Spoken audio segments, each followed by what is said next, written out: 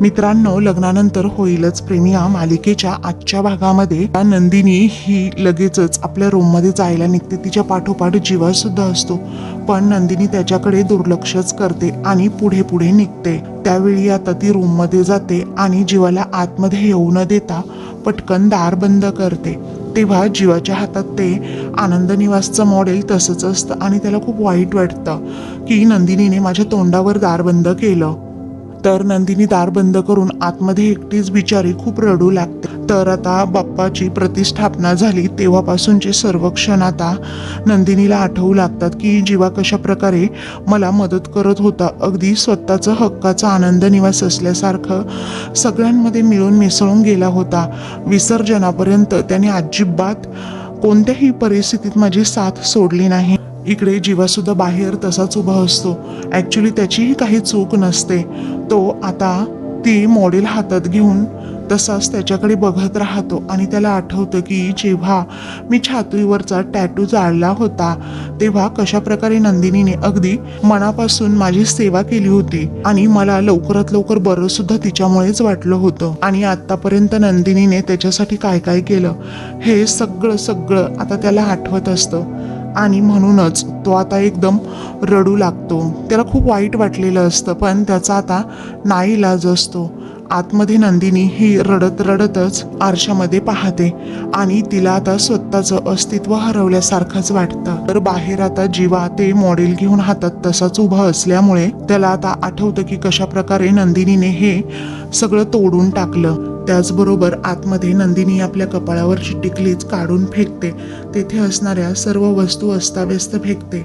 तेथे एक काहीतरी कुरिअर पडलेलं असतं, ते कुरिअर ती फाडून टाकते आणि खूप रडत असते. कारण आता आपल्या अगदी जवळचं असलेलं आनंद निवासच आपल्या हातातून गेलं असं सारखं तिच्या मनात येत असतं आणि त्यामुळेच ती प्रचंड दुखावलेली असते. आणि हे सगळं फक्त एका व्यक्तीमुळे, ते म्हणजे जीवामुळे. आणि आपल्या जवळच्याच व्यक्तीने आपल्याला एवढं मोठं दुःख दिलंय, यापेक्षा मोठं दुःख कोणतं नसूच शकतं अशा नंदिनीच्या मनामध्ये भावना येतात. ती तेथेच बेडच्या बाजूला बसते आणि आपली रडू लागते.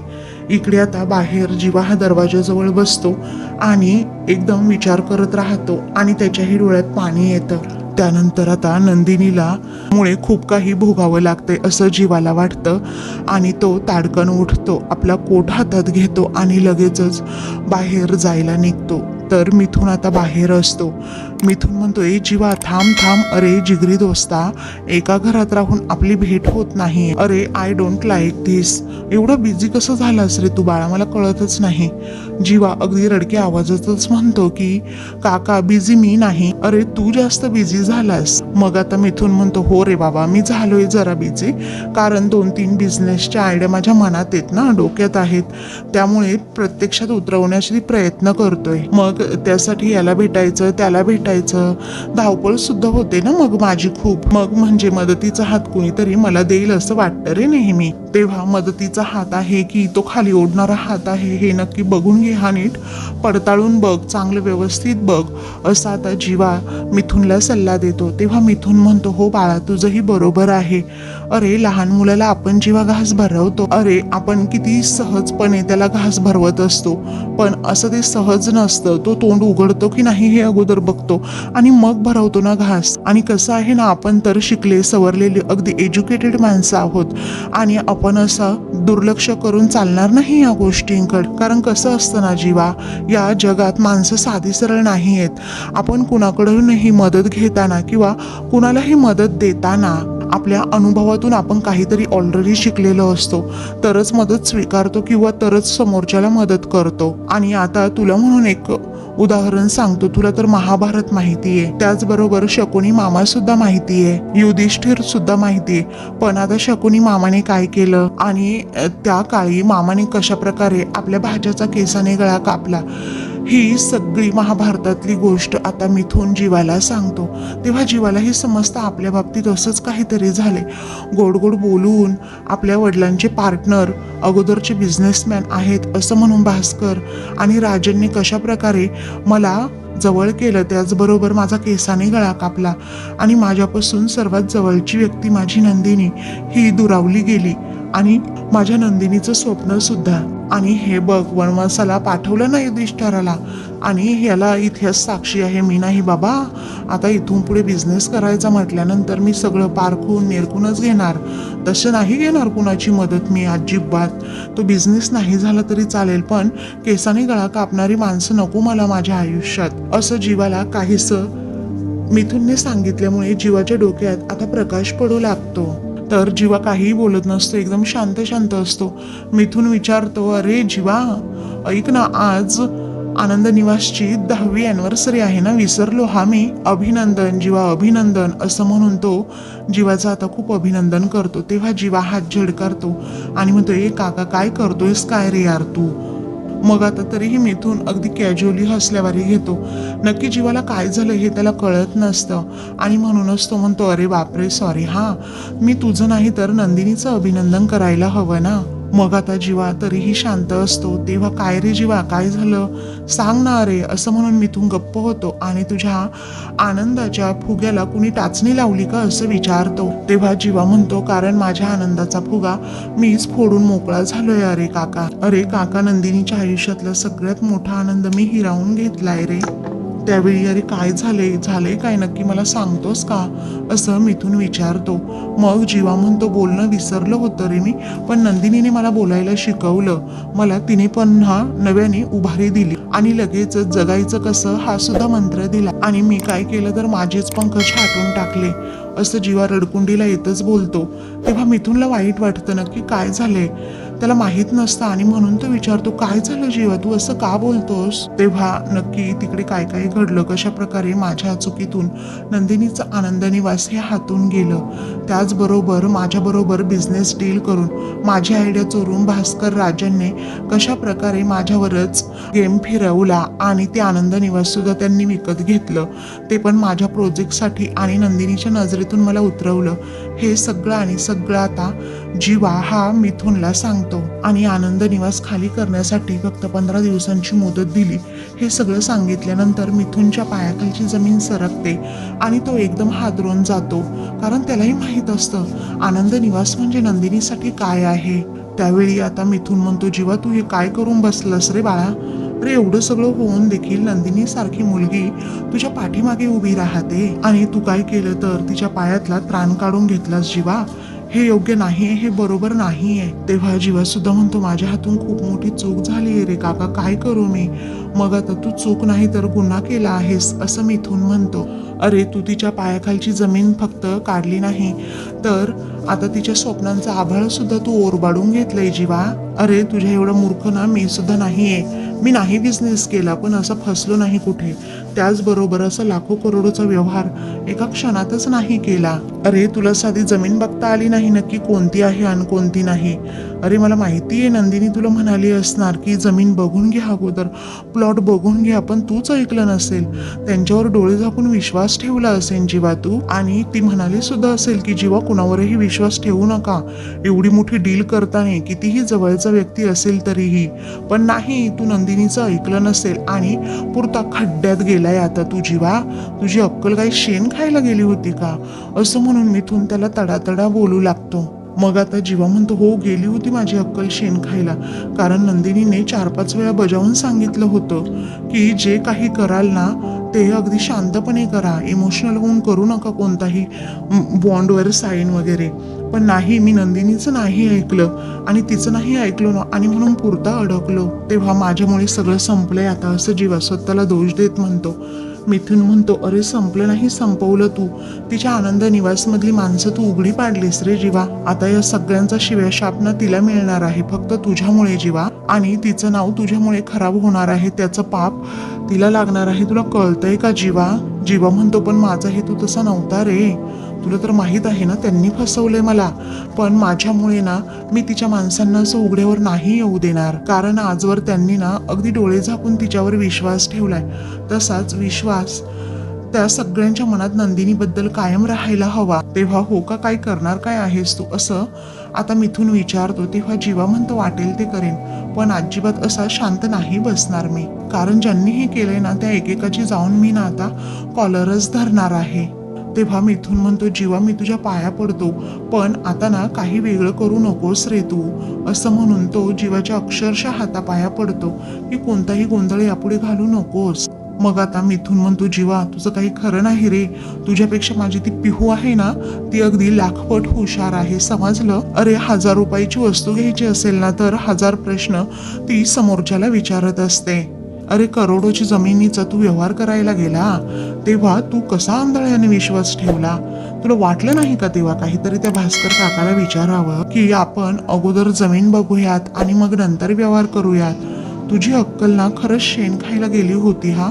तेव्हा जीवा म्हणतो, मला नंदिनी म्हणाली होती सतत काका काका करून त्यांच्यावर विश्वास ठेवू नका आंधळेपणाने, आणि तिने हेही सांगितलं होतं की नातं आणि व्यवहार नेहमी वेगवेगळ्या ठिकाणी ठेवा, पण मी नाही ऐकलं रे तिचं आणि पुरता अडकून पडलोय आता. अरे नंदिनीने आजपर्यंत तुला किती सपोर्ट केला, तिने तुझ्या स्वप्नांची कधीही खिल्ली उडवली नाही, नेहमी अगदी तुझ्या पाठीमागे ती उभी राहिली, तू जे म्हणशील त्याला हो हो म्हणत गेली, आणि तरीही तू तिला एवढं दुःख दिलंस.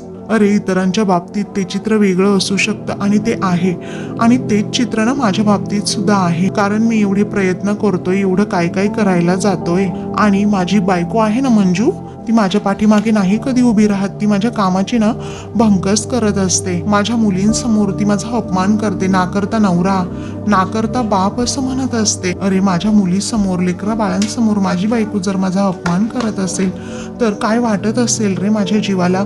असं म्हणून तो आता मंजू आणि नंदिनी मधला फरक सांगत असतो. अरे नंदिनीच्या रूपानं तुझ्या अंगणामध्ये चाफ्याचं झाड उगवलंय, आणि ते झाडाची फुलं वेचायची सोडून तू त्या झाडाच्या मुळाची माती काढायला लागलास जीवा. तेव्हा जीवा आता म्हणतो, नाही काका सगळी चूक ना माझी आहे, मी नंदिनीला ना ऍक्च्युली खरंच खूप खोलवर जखम दिली, आणि आता त्याचा इलाज सुद्धा मीच करणार आहे. मिथून विचारतो, कसा रे जीवा, कसा करणार आहे? जीवा म्हणतो, मी आता त्या इन्व्हेस्टरला भेटायला चाललोय, आता काहीही करेन, त्याच्यासमोर हात जोडेन आणि पाया सुद्धा पडेन, आणि त्याच्यासमोर नाक सुद्धा घासेन, पण माझ्या नंदिनीला ना तिचा आनंद निवास मी पुन्हा मिळवून देईन. तेव्हा मिथून म्हणतो, ए जीवा बाबा आता वेगळं ना काहीतरी करायला जाऊ नकोस, आता जे काही घडलं ना ते विक्रम दादाच्या अगोदर ना तू कानावर घाल, ते नक्कीच काहीतरी मार्ग काढतील यातून. तेव्हा जीवा म्हणतो, नाही काका, कारण बाबांना जर हे कळलं ना तर पुन्हा एकदा माझ्या नावावर वेगळा शिक्का बसेन, पण तेव्हा मी नाही काही करू शकत. तेव्हा आता जीवाचा या गोष्टीसाठी स्पष्टपणे नकारच असतो. त्यामुळे तो आता म्हणतो, ऐक ना काका, मी हे नंदिनीला जखम दिली आहे ना, आणि आता त्यावर फुंकर सुद्धा मीच घालणार, आणि जग इकडचं तिकडं झाले ना तरीही चालेल, पण नंदिनीला तिच्या चेहऱ्यावरचा आनंद मी पुन्हा एकदा मिळवून देणार म्हणजे देणारच. असं म्हणून तो तेथून जातो, तर मिथून भलताच टेन्शनमध्ये येतो. तर आता दुसरीकडे नंदिनी तयार झालेली असते, तेवढ्यातच कुणीतरी दार ठोठावतं. मग नंदिनी दार उघडते तर समोर मानिनी असते. आनंद निवासचं मॉडेल ते तुटलेलं तिच्या हातात असतं. तेव्हा नंदिनी म्हणते, आई या ना. मग मानिनी आतमध्ये येते आणि म्हणते, काय ग, हे असं आनंद निवासचं मॉडेल बाहेर का ठेवलं? ती म्हणते, मी नाही ठेवलं हो आई, जीवनने ठेवलं असेल.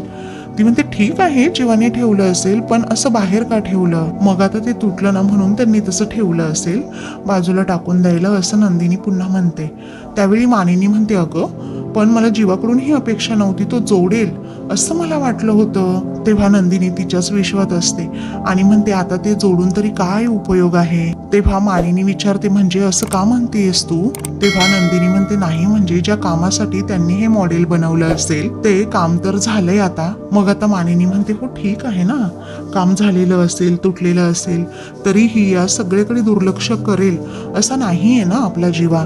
कारण नंदिनी, मी तुला म्हणाले ना, अगं तुटलेलं जोडता येतं माझ्या जीवाला. आता तुला सांगू, लहानपणी जेव्हा पार्थ आणि जीवा हे दोघेही खूप भांडायचे आणि मस्ती करायचे ना, आणि एखादी वस्तू जेव्हा जीवाच्या हातून तुटली ना तेव्हा तो सुद्धा अगदी प्रेमाने जोडून आणि जपून ठेवायचा, आणि या आनंद निवासचं मॉडेल सुद्धा तो जोडेल अगं नंदिनी, आणि जपूनही ठेवेल बघ, मला पूर्णपणे आहे खात्री.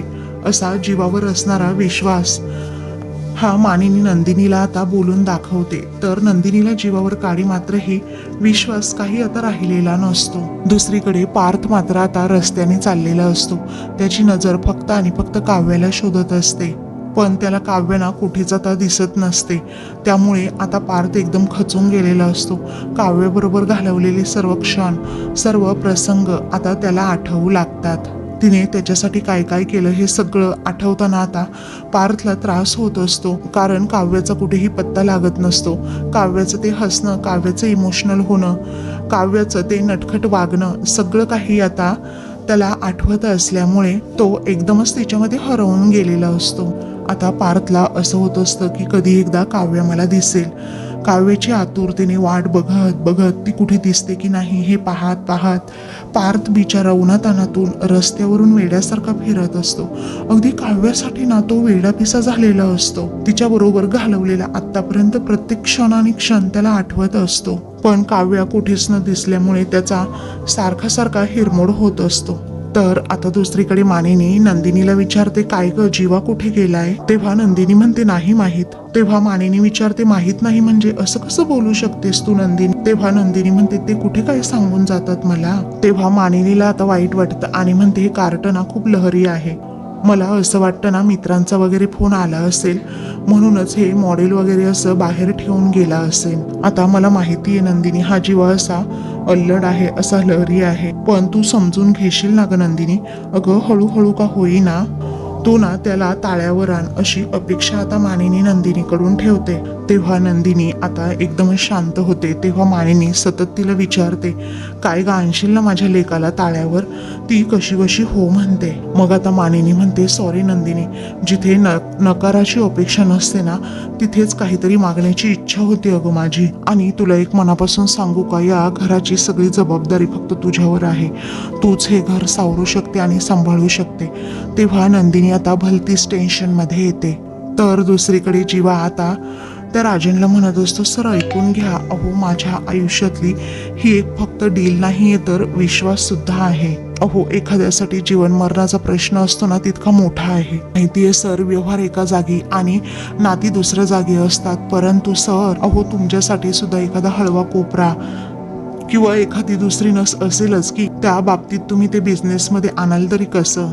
तेव्हा तो राजन आता गाडीजवळ जातो आणि थांबत जीवाला सांगतो, हो बिझनेस करताना ना मी कोणतीही नाती आणि कोणताही व्यवहार आणत नाही मध्ये. आणि दुसरी गोष्ट म्हणजे तुमची नाती, तुमच्या मनाचे हळवे कोपरे याचा सगळ्याचा विचार मी का करायचा? आणि तुमच्या आयुष्यातला हा भावनिक गुंता मी तरी का सोडवायचा? आणि तुला सांगू, माझा याच्याशी काहीही संबंध नाहीये. तेव्हा जीवा म्हणतो, करेक्ट आहे सर, करेक्ट आहे. अहो तुमचा तसा काही संबंध नाहीये, पण माझे संबंध बिघडू नयेत म्हणून मी तुम्हाला भेटायला आलोय. त्यामुळे तुम्हाला रिक्वेस्ट करतोय सर मी, प्लीज तुम्ही आनंद निवासचं डील ना मागे घ्या आणि आमचा आनंद निवास आम्हाला परत द्या, असं म्हणून तो हात जोडतो. तेव्हा राजन म्हणतो, हा सगळा तुला खेळ वाटतोय का? हा फक्त 100-200 रुपयाचा व्यवहार नाहीये, हे ना काही कोटींचं डील आहे. आणि खरं तर हे सगळं मला तुम्हाला सांगावं लागतंय आणि याचंच मला खूप म्हणजे खूप आश्चर्य वाटतं. आणि तुम्हाला ना या गोष्टींमधला सिरियसनेस अजून समजलेलाच नाहीये. तेव्हा जीवा म्हणतो, सर या सगळ्या गोष्टींचा सिरियसनेस माझ्यापेक्षा जास्त कुणालाच कळालेला नसू शकतो आणि म्हणून तर मी तुम्हाला आता भेटायला आलोय. आणि चूक ही झाली ना की भास्कर काकांवर मी अगदी आंधळा विश्वास ठेवला. तेव्हा राजन म्हणतो, हे रिअलाइज व्हायला ना तुम्हाला खूप उशीर झालाय. मग आता जीवा म्हणतो, हे प्रकरण हाताबाहेर जाऊ नये यासाठी मी तुम्हाला भेटायला आलोय. आणि आनंद निवास हे फक्त तुमच्या किंवा माझ्या जिव्हाळ्याचा विषय नाहीये किंवा नंदिनीच्या सुद्धा. अहो कित्येक बेघर लोक तिथे राहतात. अहो वयोवृद्ध आजी आजोबा राहतात, रस्त्यावरची मुलं तेथे राहतात, ज्यांना एक सुद्धा तिथे अन्नाचा कण मिळत नाही ना बाहेर. तिथे ती मुलं अगदी आनंदाने जेवतात. तिथे ना सर्वांना मायेचा स्पर्श अनुभवता येतो सर.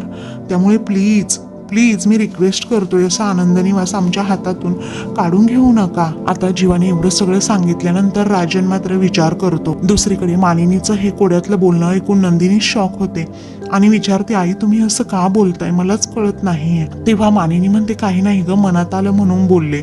आणि मला असं वाटतं ना या वयात एखादी मैत्रीण किंवा मित्र असायला हवा ज्याच्याकडे आपण मन मोकळं करू शकतो. मग आता तुझ्याही हक्काची एखादी मित्रमैत्रीण असेल ना, जशी माझ्या हक्काची मला तू वाटते ना तसंच.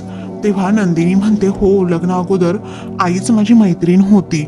त्यावेळी मानिनी आता विषय लगेचच नंदिनीचा टाळते आणि विचारते, काय ग काव्याचे पण मित्रमैत्रीण असतील ना?